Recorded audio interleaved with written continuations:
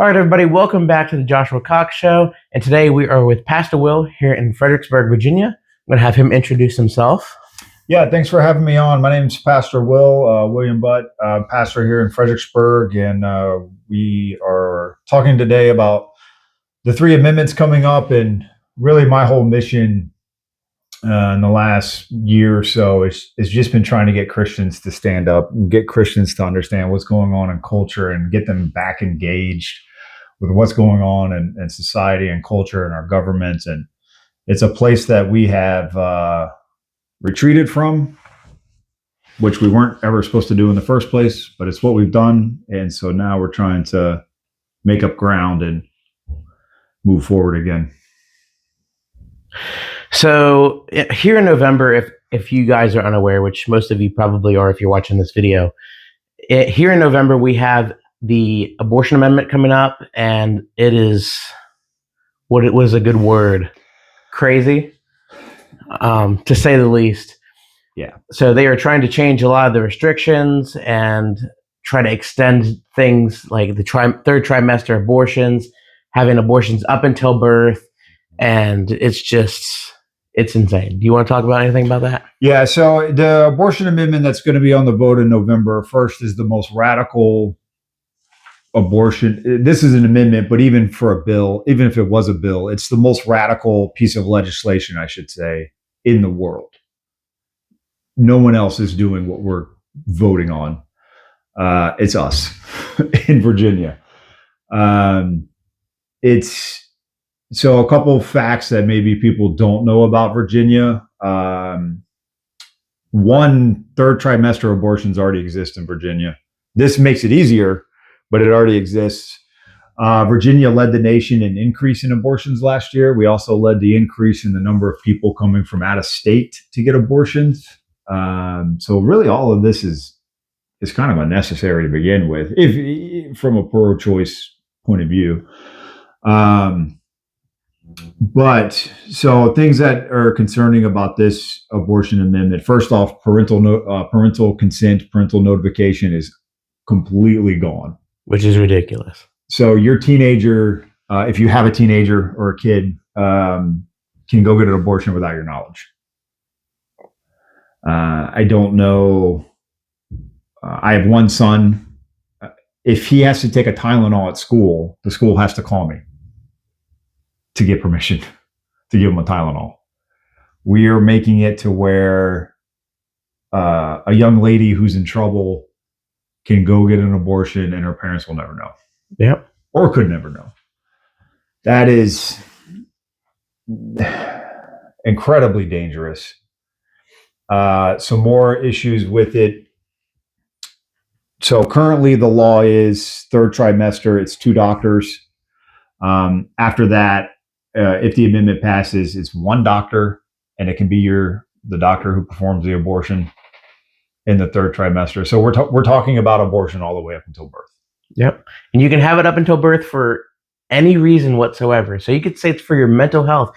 You could say that you're having a sad day. Yes. And that is good enough for you to terminate a pregnancy that you could be on the due date for. Yes. Like it could be the due date. You could be expecting to have a kid right now. Yep. And you'd be like, I'm sad. I don't want the baby. Let's have an abortion. So that's kind of how radical it is, with like 0 restrictions on just the time frame of when you can have this. Yeah, and even it's so the time frame part is the logical conclusion of all of this pro-choice stuff anyway. People that will say 28 weeks or whatever it is, they put a time limit on it. The logical conclusion from the left's ideology is always this. This is what it is.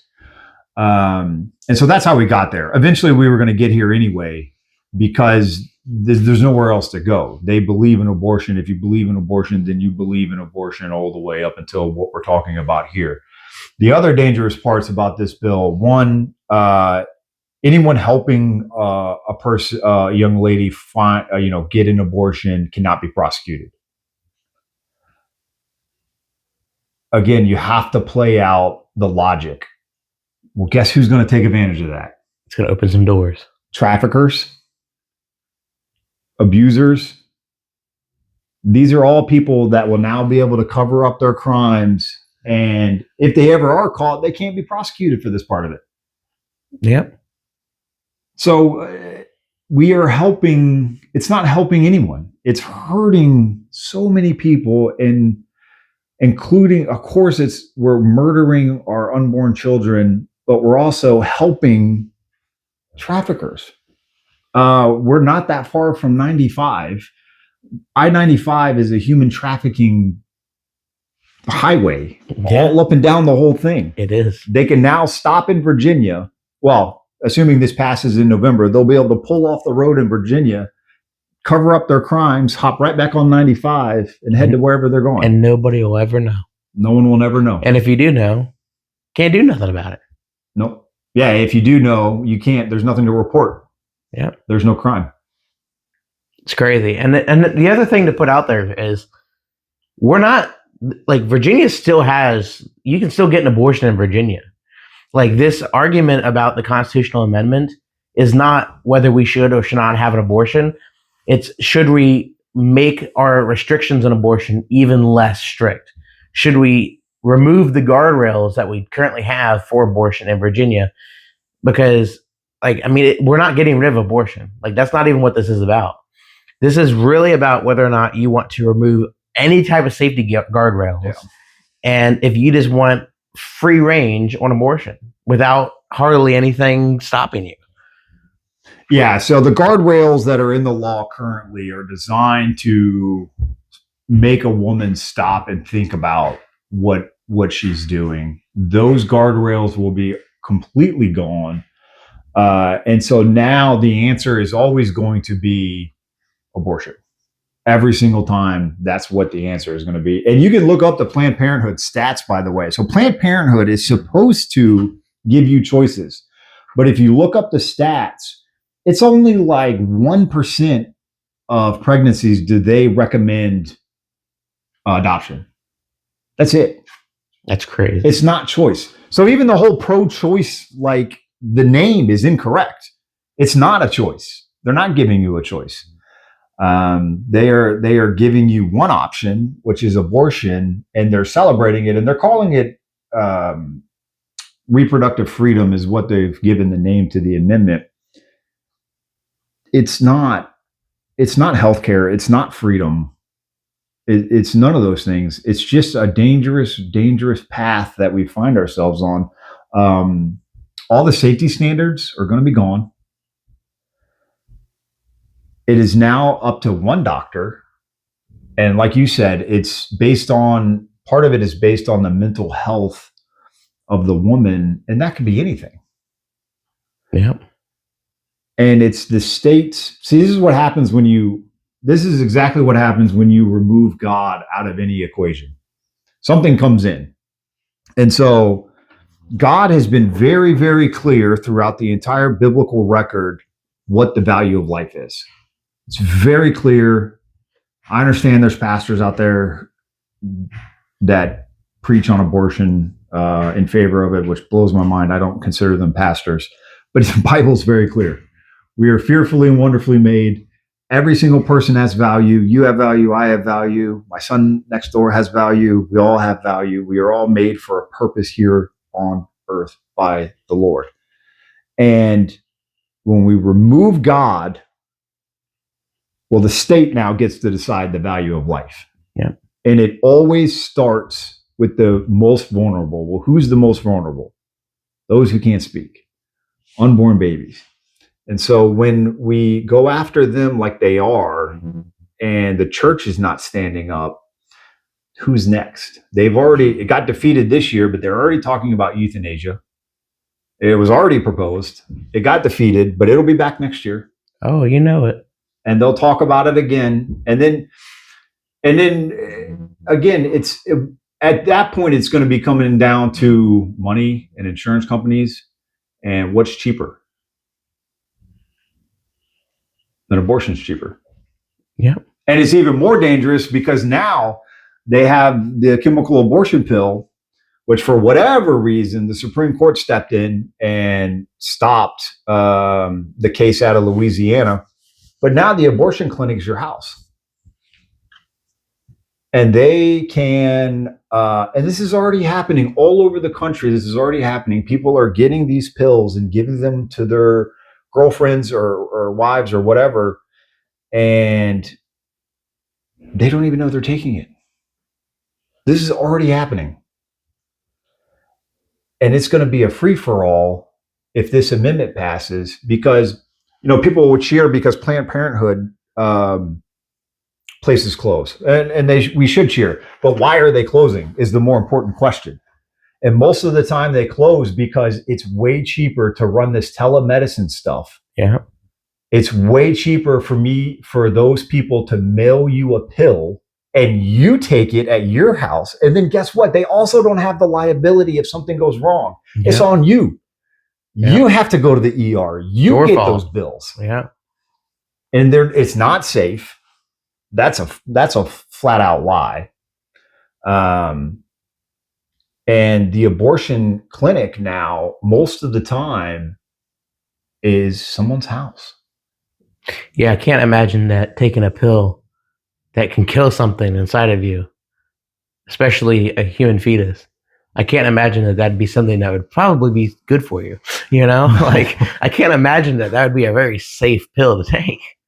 No, and these women are doing this by themselves, and there's no, it's horrible. We live in a country where you can get this mailed to you. Is mind-boggling to me. And now, when we remove the parental notification, your teenage daughter can get this mailed to them. That's where we're at as a society, and this is why Christians have got to wake up and get involved, because this isn't good. This is not from the Lord. This is darkness moving over the Commonwealth. And a culture of death moving across the Commonwealth. Why are we supporting human traffickers? Why are we giving them an out? Yeah. And you just said a second ago about Christians doing something. What can the church do about the upcoming abortion amendment? What can churches do about abortion and supporting women that are going through pregnancies that they may want or may not want? Well, for the amendment, first off, is education.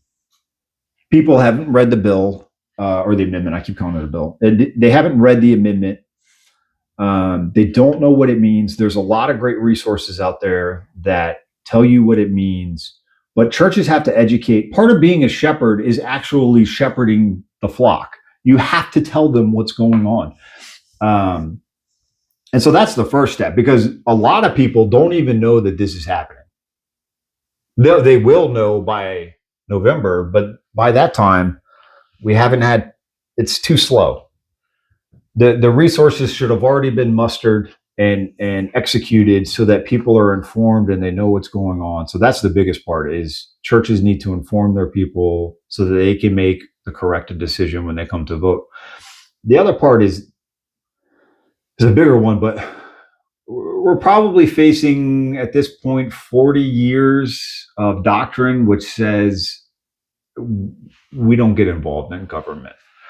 I have people tell me all the time, well, Pastor Will, I just talk about Jesus. Yeah, me too. But Jesus for me is Lord over everything. Everything. The Bible's very clear in Revelation. Every single knee will bow. It's true. He is the King of Kings. And to think that God put us, so you and I meeting is not coincidence. It's just not. There's no such thing as coincidences. God is sovereign over everything. And so God put you here in the Commonwealth. You were here for a reason. You've got this great podcast with huge numbers, and you're doing really good work. You're doing all that for a reason. We are in Virginia. We are in the United States of America. You were given a voice in the government. And to think that when we stand before God and he's going to go, hey, you could have voted against the abortion amendment. How come you didn't do anything? Yeah. Now, Jesus covers all sins, right? So I'm not saying works. I'm not saying any of that. But we do stand before the Lord one day. And to say that we didn't stand up and protect, particularly men, didn't protect people. That's crazy.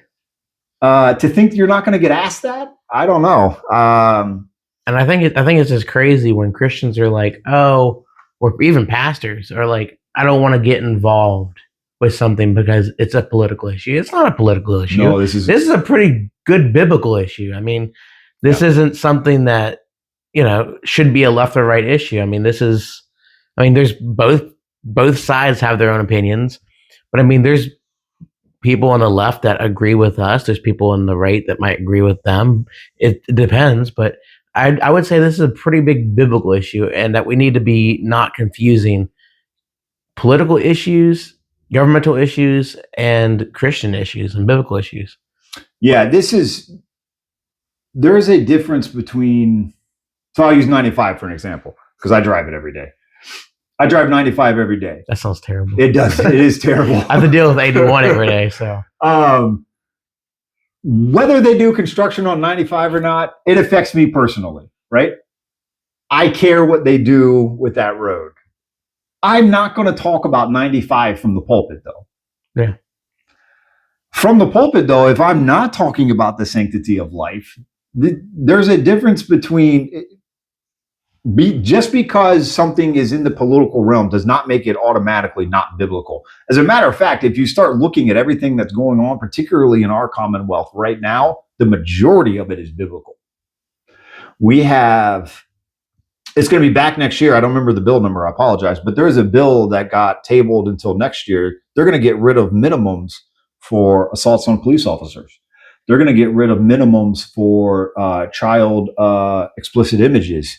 They're going to get assaults against women. Those minimums will all be gone if it passes. I mean, we had a bunch of those kind of bills passed this year, didn't we? Because I'm pretty sure we had a couple that have passed where they removed the minimums on certain crimes that are just like, why? Yeah, why get rid of the minimums? It's because they're doing this. I get, well, we can save that for when we talk about the restorative justice amendment. But it's this whole movement of restorative justice that you get rid of the minimums because you think there has to be consequences. There just does. And we're failing. But men in the church have got to step up and step into their calling. Like the whole reason I do any of this stuff is not for me at all. If everyone forgot my name, I would be totally fine with that. I'm actually a pretty private person. All the men that have children, if I can't look at my son and the kids that go to this church, I can't look at them in a few years or whenever the Lord calls me home or I can't do this anymore and say, well, you know what? I didn't do anything. So here, these are your problems now. Yep.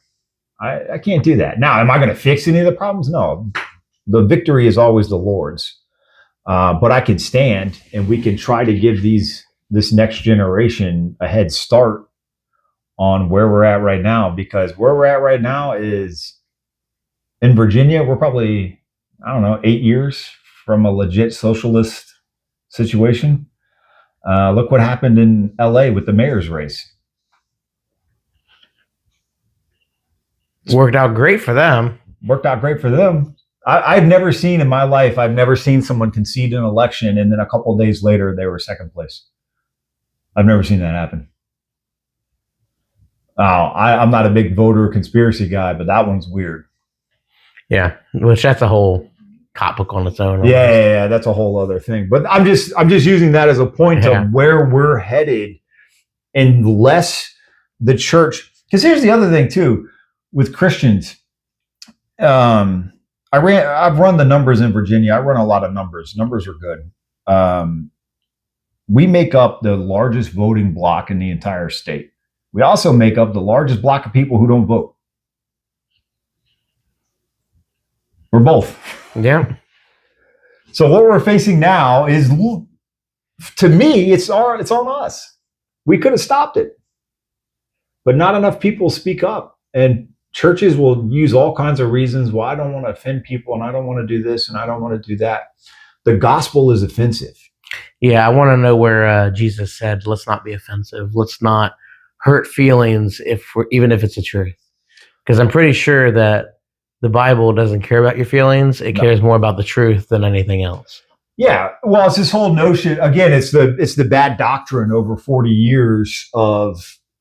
So what we practice now, not at this church, and I don't want to make a blanket statement. There's plenty of Bible preaching churches out there, but I'm talking about the majority of churches. It's called, oh my gosh, it's therapeutic deism. There's another word in there. Anyway, it's a fancy theological term for basically you come to church and I make sure you're happy when you leave. Mm-hmm. That's what we do now. And my personal feeling on that is like, if you don't feel convicted, if you don't feel moved when you leave church, if you don't feel like going and telling someone about Jesus, I don't think you're going to the right church, because you should feel something. Yeah. When you go to church, you shouldn't leave church happy every single Sunday. No. And so I haven't been a Christian my whole life. I have not been a pastor my entire life. When I came to Christ and Jesus saved me, and I don't mean he saved me like metaphorically. I mean literally. I get to see my wife and child every single day. All these things wouldn't happen if it wasn't for Jesus. I wouldn't be here. And so when I was looking for a church, and what I wasn't looking for was someone to continue to cheer me on in my sin. I did that just fine on my own.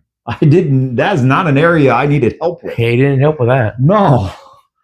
The gospel is convicting because Christ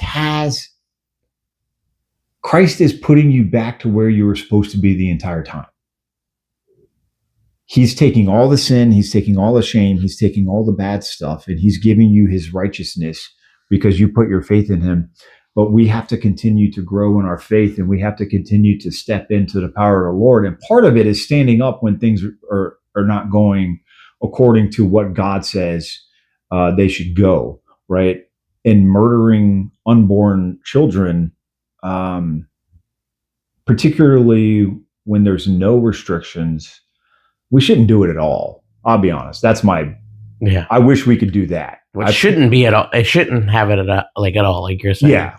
Like it really should be just nothing. But no. Here, I mean, we're not even arguing on this bill or amendment or whatever for it to be nothing. We're arguing that it's not worse and crazier than what it already is. Yeah. My prayer is that we could get to a day where the church is doing what they're supposed to be doing. They're helping. To follow up to your other question, churches need to step up and help single women, single moms, single dads as well. I always forget to say them. Single dads as well.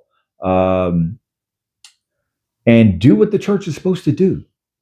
The book of Acts. How much money do churches spend on sound systems? How much money do they spend on fog machines and lights and all these different things? Think about how much money that could help a family. In the book of Acts, everyone gave everything they could. Yeah. And thousands of people will come to Christ because of that.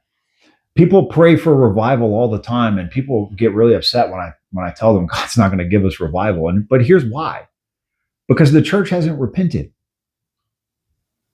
Unless the church repents for what we've done.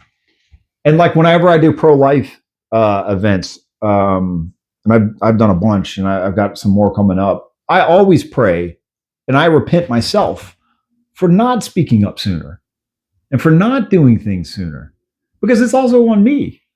Yeah. And so that's the area where churches can, wherever your local pregnancy center is. We have one here in Fredericksburg. It's called Choices. They're great. I don't know all of them across the state. I know there's a good one in Richmond. I know those people as well. But partner with them, because the pregnancy centers, and I've talked to a lot of pro-life people about this, about where the church can fit into this, because the church needs to stop letting all these 501c3s do all the work. The church has to step in and do what they were supposed to do the entire time. But anyway, the pregnancy center is gonna, again, they do awesome, but they have a very specific mission. They are there for the pregnancy and then a little bit after. What about all the time after that? Yeah. That's where the church needs to step in and go, how can we help from the point that a woman has made a decision that she's going to keep that baby, but she still needs help. So the pregnancy center is going to help with that part of it, the pre-care, the pregnancy care, and the delivery, and the aftercare, right? Well, the church can step in after that and go, we are going to help you. Because I think that what's been happening, I've made another video on this. So if you want to hear that, you can go to my channel and listen to that. But it's the church has let the government take its role. Oh, yeah. And the government is just scooping up more and more and more control of what the church should be doing. Yeah. And eventually we're going to get to the point, which we're pretty much already there, of where the government tells you what's moral and what's not, what's right and what's wrong. And that is a very dangerous thing. If we look back at history, at literally any government ever, that is a very bad thing to have. Yeah, we're pretty much already there. I guess it depends where you live currently in America. In the Commonwealth, we're pretty much already there. Take parenting, for example. The school system absolutely thinks they can parent better than you can. Oh, yeah. Yeah. I can tell you from personal experience that they absolutely believe that. This is why they call so many names. This is why they don't care about the Constitution. How many lawsuits is Virginia facing right now? A lot. A lot. They make up their own rules, and they think that we're all going to abide by it because they think they know better. They think I've been to Richmond, and I've seen it, and I promise you, and I'm not exaggerating when people watch this, they think they're smarter than you, and they think they're better than you. Yeah. It's just the honest truth.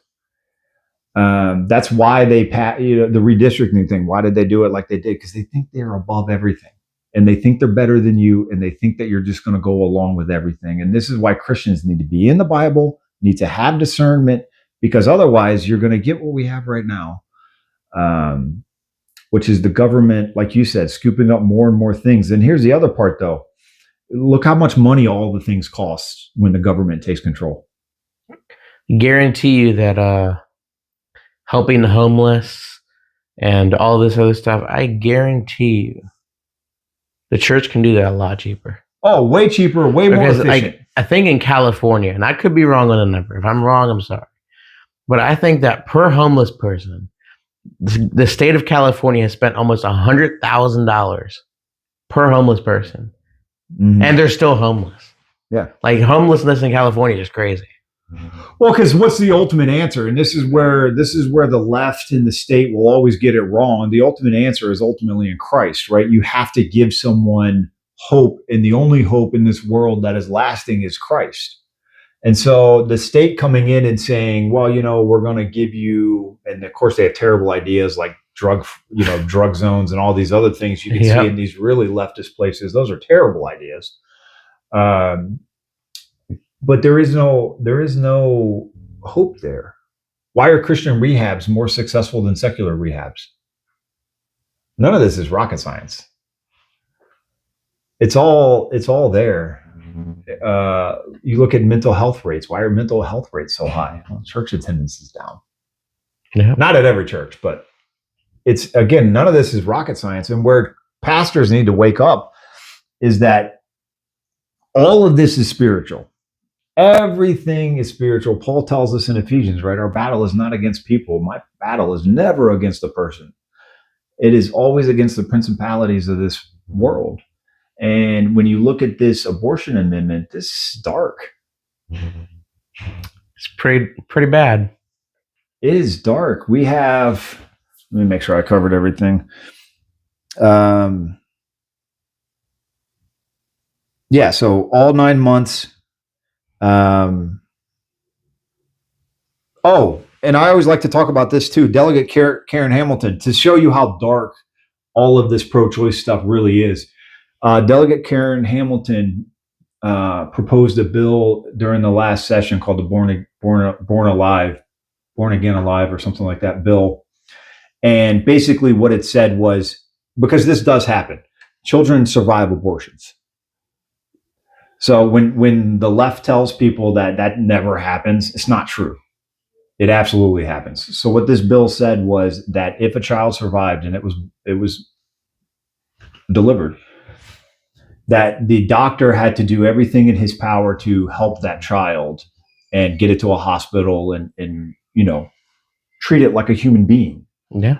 Or if they didn't do that, not the mom or anybody else, but the doctor will be held on charges. Mm-hmm. Again, just the doctor. For, again, doing what he's supposed to do anyway, which is help people. That bill will never see the light of day. It is tabled forever.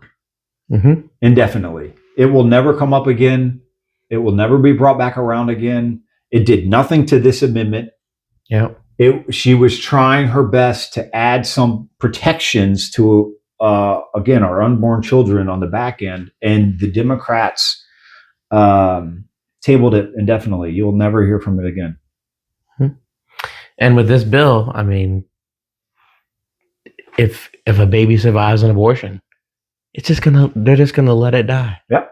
They're just gonna be like, all right, well, that was it. And then that baby's gonna have to suffer for however long it takes for it to die.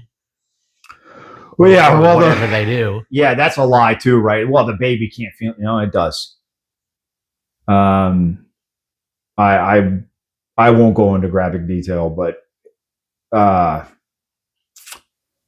what I would advise people to do is, if you're a Christian, especially if you're a Christian and you think that this is okay, look up the methods that are used. Look up what happens with these abortion pills. Yeah, I would love for everybody to go watch how an abortion is done and to go see the procedure and how that goes. And then tell me how you feel about it afterwards. Because I guarantee you that if you're on the fence about abortion and you watch an abortion, you're not going to be on the fence no more. No, you won't. You won't be on the fence. You won't. If you have any type of morality, you're not going to be on the fence. No, it's barbaric what we do, and even the aftermath. Because people will say, "Well, the church doesn't care." No, the church does care about women, because I have ministered to women that have had abortions, and I'm going to be honest with you, the only thing that helps them is the cross, is the healing that Christ provides. It is a dark thing what happens. And again, the left doesn't care about people. They will cheer these women on. Oh, it's your right, and this and that, and they will cheer it on and say, this is healthcare, and they will put all these fancy buzzwords on it. But when the act actually happens, and that woman is alone, or even if they're married, the left isn't there to help. Who's there? A lot of times it's nobody. Yep. Because they don't want to come forward. And the women that I've talked to over the years that have come forward, they found healing in Christ. And that's the part where, again, men need to step up. But a lot of times, like you and I are talking about this, and I promise you that's what people are going to say is, wow, you guys are two men talking about this. Like, no, first off, we do get a voice. Yeah, we do get a voice. And as a former fetus, I feel as if I have a right to talk about this. Yeah, we absolutely can talk about this. But the other part of it is that men need to be strong enough as fathers to go, no, we're going to raise this child. I'm going to be a father. I'm going to do the right thing. But instead it's her choice and all this stuff. And no, you get a choice. And because when you go to the doctor, like I said, after this goes through, if it does go through, the choice is going to be literally just abortion. That's what they're going to recommend.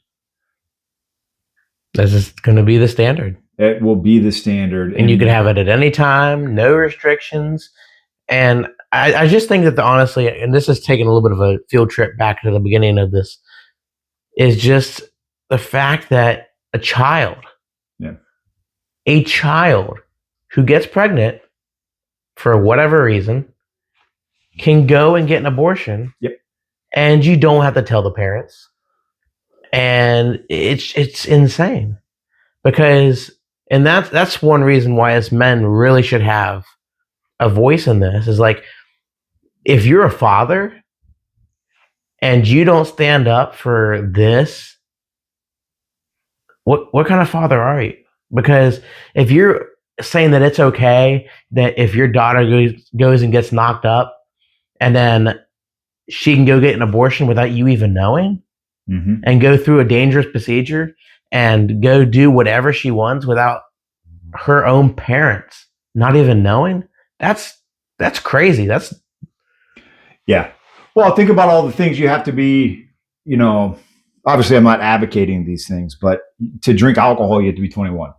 Yeah.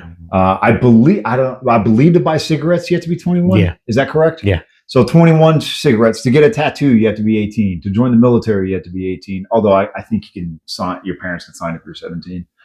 And then you can go on and on the list of things. To go see a rated R movie, technically speaking, you're supposed to be 17. But an abortion, you can just go. Yeah, you can go kill a kid at any age. It don't matter if you're 15, 16. If you want to go kill a kid, you can do that. That's fine. No problem. Yeah, it's not going to be.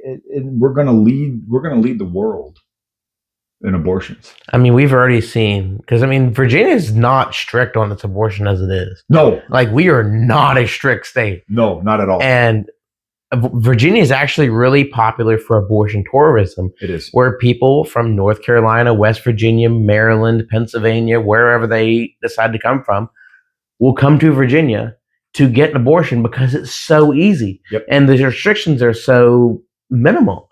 And like you were talking about earlier, people are going to use that, like child traffickers and whatever else, and people who are doing things that they definitely should not be doing.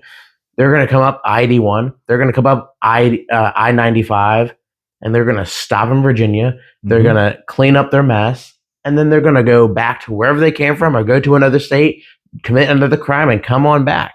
Oh. And this is going to be something that we're going to see all of the time. Yep. And you have a choice to stop it. And, I mean, Virginia is not strict, like I was saying a second ago. Like, I mean, realistically, they can do it now. And yeah, so they, I mean, it's a little bit harder, but if this passes, I mean, it's just going to be like, whatever. Yeah, it's just a one-way highway now to abortion. Everything that the left like cries about, or the pro-choice side cries about, you can already do it. Yeah. So you're not. So even if you are pregnant and you believe in abortion, you can still get an abortion. There's nothing stopping you. This is just an amendment on whether or not you care about guardrails. Yeah, I mean, that's essentially where we're at now. And what I would say to pastors, because I know we probably want to move on to the next one, but I'll just say this real quick. Pastors who don't say anything about this, there's going to be I want them to think about this. There's going to be a time in the next year or two, if this passes, that parents or a young lady are going to walk into your church and they're going to be crushed because of what a young lady did or what she did herself. And they're going to ask why you didn't say something. Yeah. And I can't have that conversation. Yeah. Be like, why didn't you stand up? Yeah. Why did you not stand up and stop this? Because I mean, at the end of the day, this is just madness. Like, this is barbaric. It's insane. Like, it's just, I don't even think insane and crazy are even good enough words to describe how this amendment is. Like, using words like insane, crazy, barbaric, I don't even think that's good enough. No, like I said at the this very is beginning, terrible. Yeah, I'm not exaggerating. It is the most radical abortion amendment or bill in the world. There's not one that's more radical than this.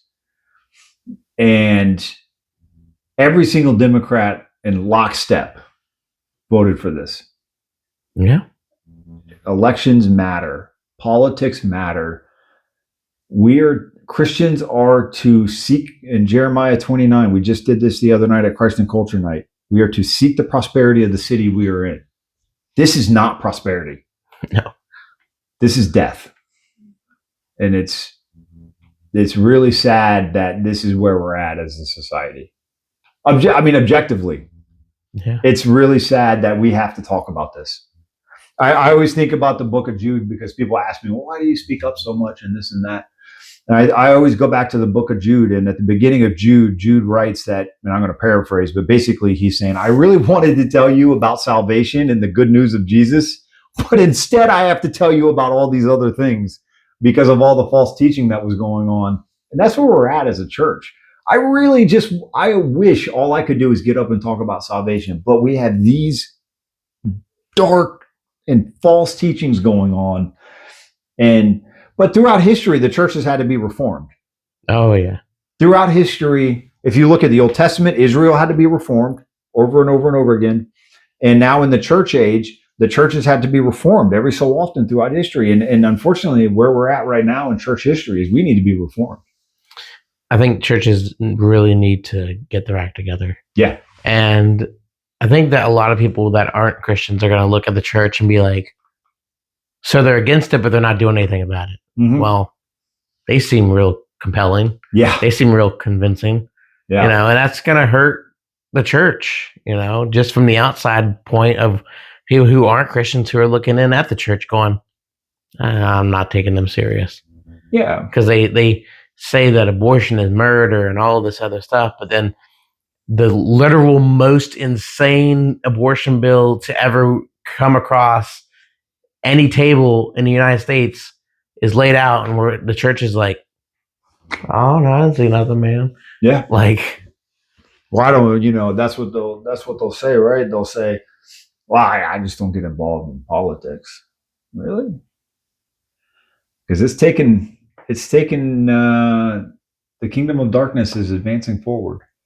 And the church, I never knew this when I became a pastor. I didn't know you could just quit doing stuff. Like, I had no idea that was an option, because it's not, though. At the end of the day, you and I and every Christian, we are beholden to the Lord. Yeah. I'm not beholden to people. I'm beholden to the Lord.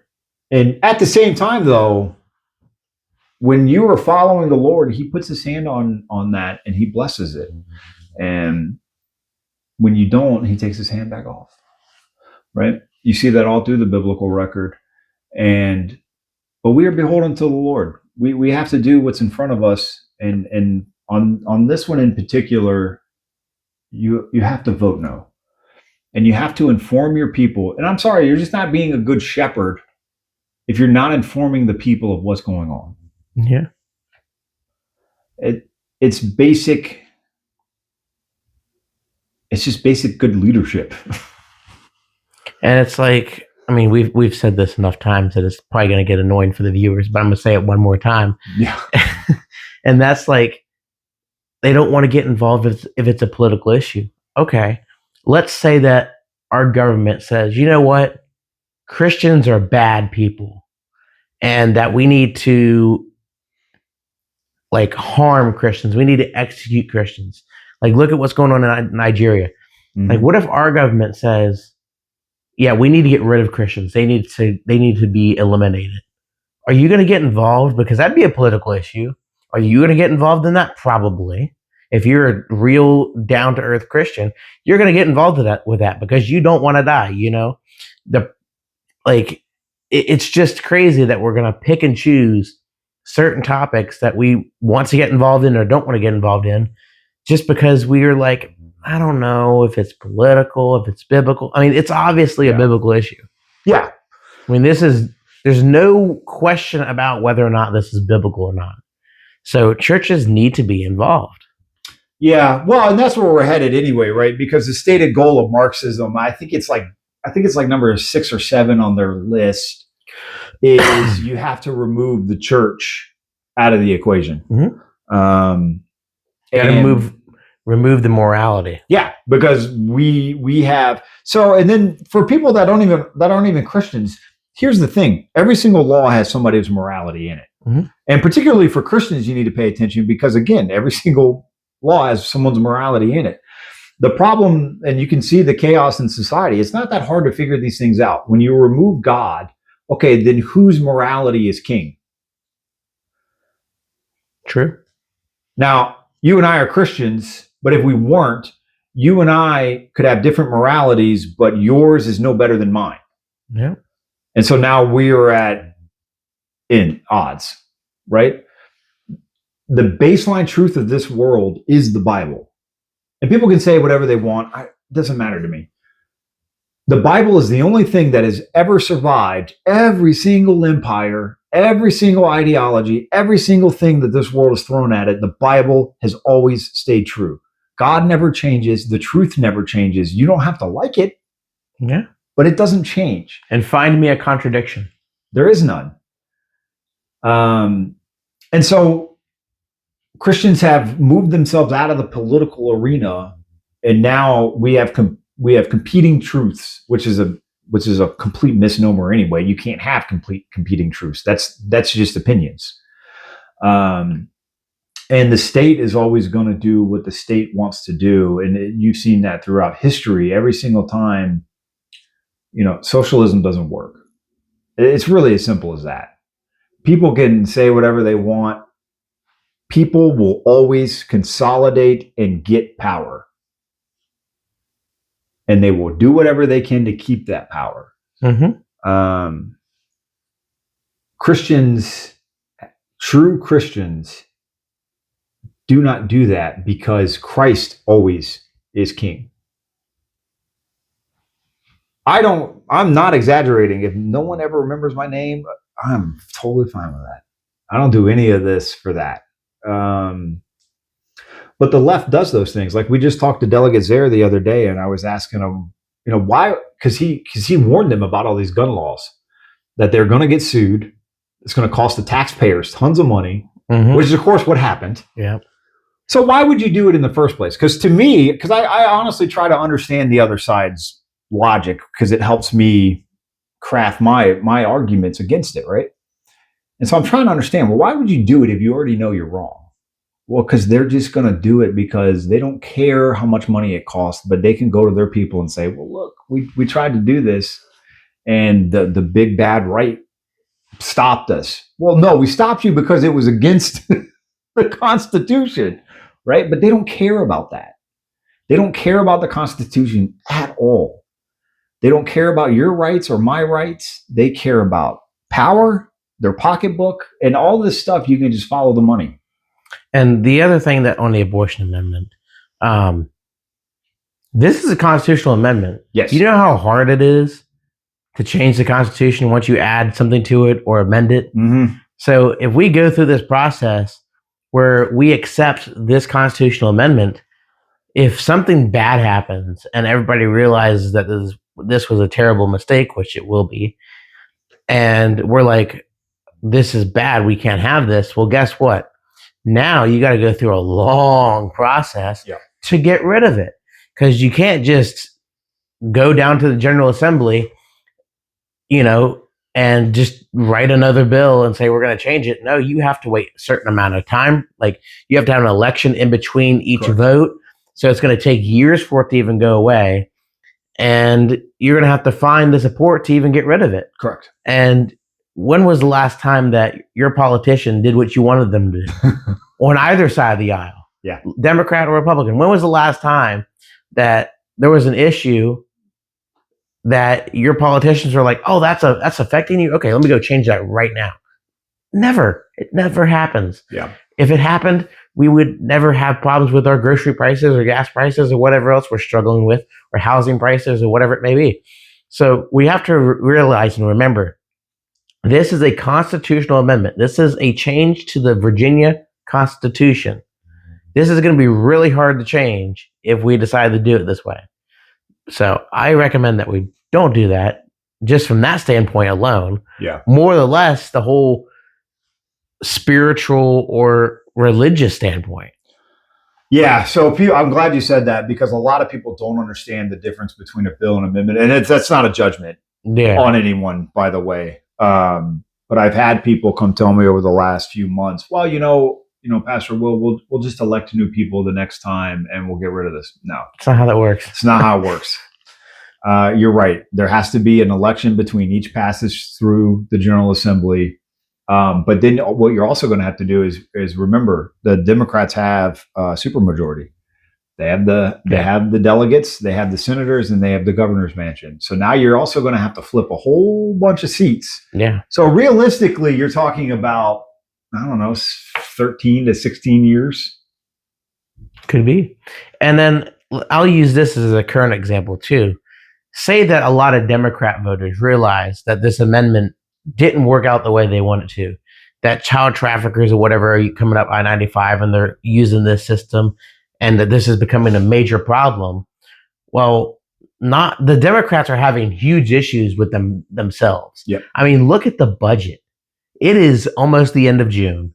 Virginia has not passed the budget. Nope. We're almost getting ready to go into our first Virginia state shutdown because the Democrats are arguing with each other about data centers. Spanberger is arguing with one person, and then you got Louise Lucas arguing with another, and they're just battling head and head, and they're not getting anywhere. They're just stalemating, and now they're going on Facebook, calling each other names, arguing with each other, and it's competing truths. And now we have memes on Facebook with Paul Revere saying the data centers are coming, and it's just like they can't even pass a budget.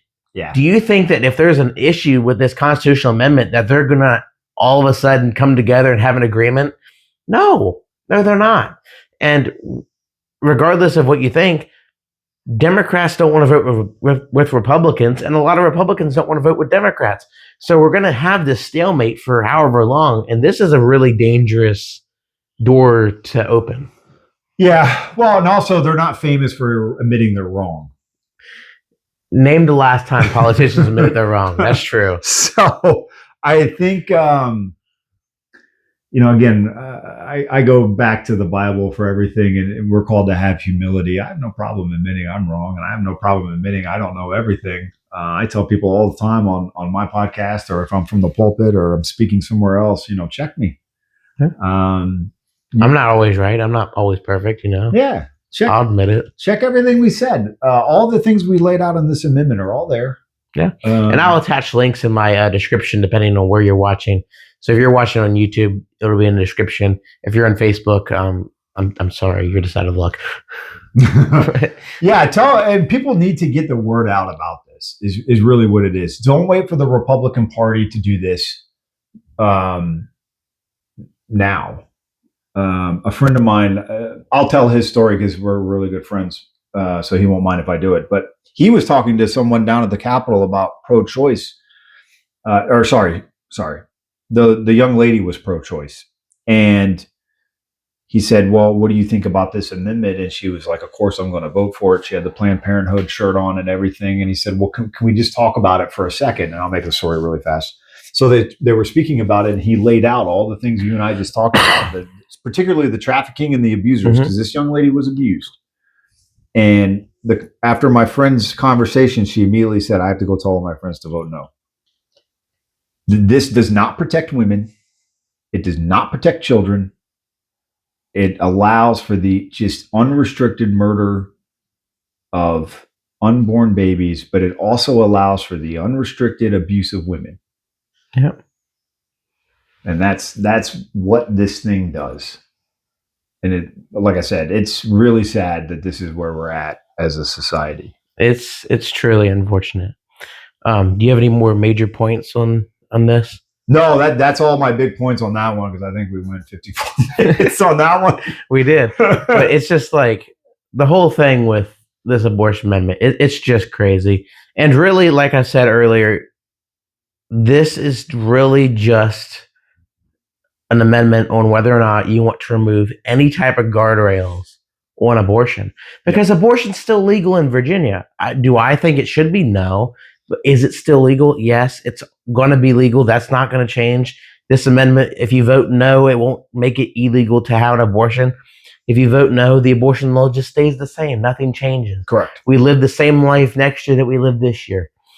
But it's just like, do you want to remove the parental protections by having your child be able to go and have an abortion without you knowing? Yep. Do you want to have the risk of child traffickers and whatever, or even human traffickers, whatever, using I-81 and I-64 and I-95 to drive into Virginia, do their business, and then leave?